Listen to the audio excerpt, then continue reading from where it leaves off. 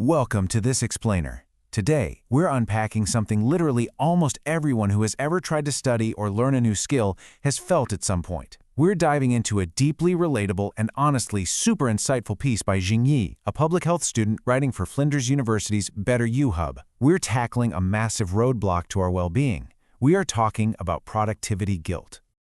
So, picture this. You're sitting at your desk. Your laptop is open. Your notes are perfectly arranged. From the outside, you look incredibly busy. But inside, your brain feels like it's moving through molasses. You're staring at the screen, reading the exact same paragraph over and over again, and absolutely nothing is sticking. You check the time, feel this sudden wave of panic that you've wasted the last hour, and you just force yourself to keep sitting there. Sound familiar? Well, let's dive into this because there's actually a name for that heavy, anxious feeling. It's called productivity guilt. It's that highly uncomfortable sensation that creeps in when you're trying to rest, relax, or just do something fun, but this really loud voice in your head insists you should be doing something more useful. And hey, researchers have actually documented this.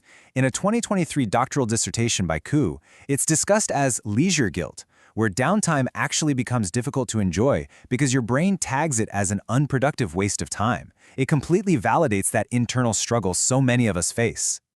Now, you might be wondering, why exactly do we fall into this mental trap?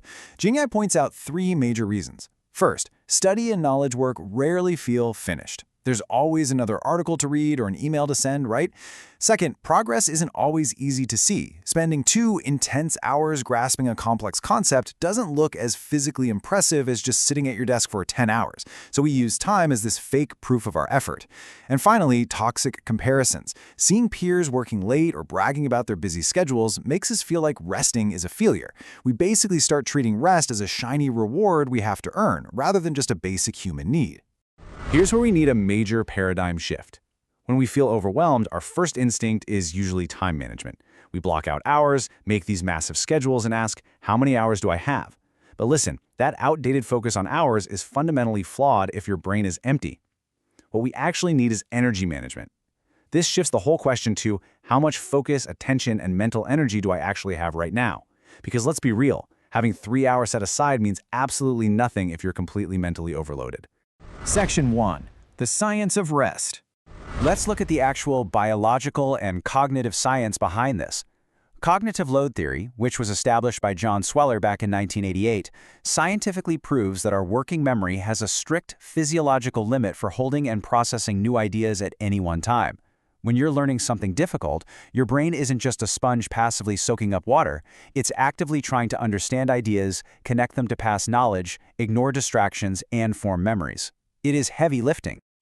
So the crucial takeaway here is that forcing yourself to keep going when you're exhausted is literally like trying to pour more water into a glass that's already overflowing. A 2024 observational study by Kutnick and colleagues looked at prolonged theoretical classes, and they found that mental fatigue steadily builds up over long sessions, making the exact same tasks feel incredibly difficult. More time at the desk simply does not equal better focus once that mental fatigue sets in. The real antidote to this cognitive overload is actually stepping away. Research on attention by Arriga and Lires from 2011 shows that brief mental breaks help us stay focused by allowing us to deactivate and then reactivate our goals. It essentially stops that natural drop in attention. On top of that, a 2022 systematic review by Albulescu and colleagues found that taking microbreaks significantly supports our overall well-being and reduces fatigue. The science is crystal clear. Brief mental pauses are what actually keep your brain functional. Section 2. 5 guilt-free rest strategies. Here's our overarching roadmap. We're going to walk through 5 highly actionable steps: checking your energy, naming the guilt, taking screen-free breaks, resting before you crash, and checking break quality. Let's restructure how you take downtime. All right, step 1 is the energy check. Before you stubbornly force yourself to keep going, I want you to pause and ask yourself, am I actually learning right now, or am I just sitting here? Check your internal energy reserves instead of obsessing over the clock. If you're staring at the same sentence repeatedly, it doesn't mean you're lazy. It means your brain is loudly signaling that it desperately needs a reset. Step 2 is a real game changer. Name the guilt before you obey it. When that heavy feeling shows up, it feels like an absolute command telling you to get right back to work. But remember, guilt is just a feeling, not a fact.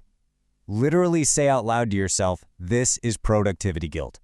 Doing this creates essential psychological space between the pressure you feel and the actions you take. You can remind yourself that resting is part of the plan, not a failure of it. Step 3 is to take a short, screen-free break. And hey, not all breaks are created equal. If you pause your work just to doom scroll on social media, you're just adding more noise and more toxic comparison to your already tired brain. The key here is to stop the intake of new information completely. Stand up, stretch, look out a window, or go make a cup of tea. Keep it simple and keep it away from screens. Moving on to step 4, and this one is absolutely crucial. Rest before you completely crash. So many of us wait until total, absolute exhaustion before we finally allow ourselves to stop. But when you wait until that point, recovery takes much, much longer, and getting back to work feels almost impossible. You need to plan your pauses before your brain shuts down on its own. To do this, you can implement a healthy, distributed practice rhythm. For instance, try committing to 50 minutes of deep, uninterrupted focus, followed strictly by 10 minutes of intentional rest.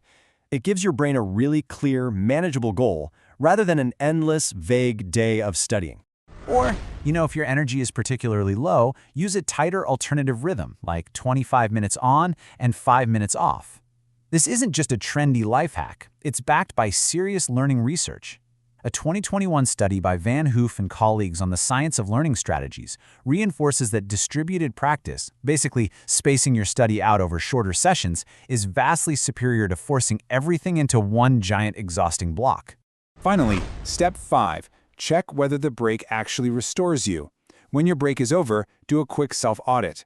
Is your breathing a little slower? Is your mind a bit quieter? Do your thoughts feel less tangled? If your break leaves you feeling more tense or guilty, it was a distraction, not actual restoration. Notice how your rest makes you feel so you can adjust for the next time. Section 3. A gentler mindset. To wrap this up, we have to recognize that true productivity is not about filling every single spare hour with tasks. It's about noticing when you're tired before you burn out. Rest is an essential prerequisite for doing good work. It's not the opposite of it. Sometimes, intentionally slowing down is the exact mechanism that helps you move forward. So I want to leave you with this final, provocative thought to take into your very next study session or workday. When you step away from your desk later today, ask yourself, is your rest actually helping you focus, or is it just adding to your guilt? Remember, you don't have to earn your rest. You just have to learn how to actually take it. Thank you so much for joining me on this explainer, and I genuinely hope your next break is beautifully, wonderfully guilt-free.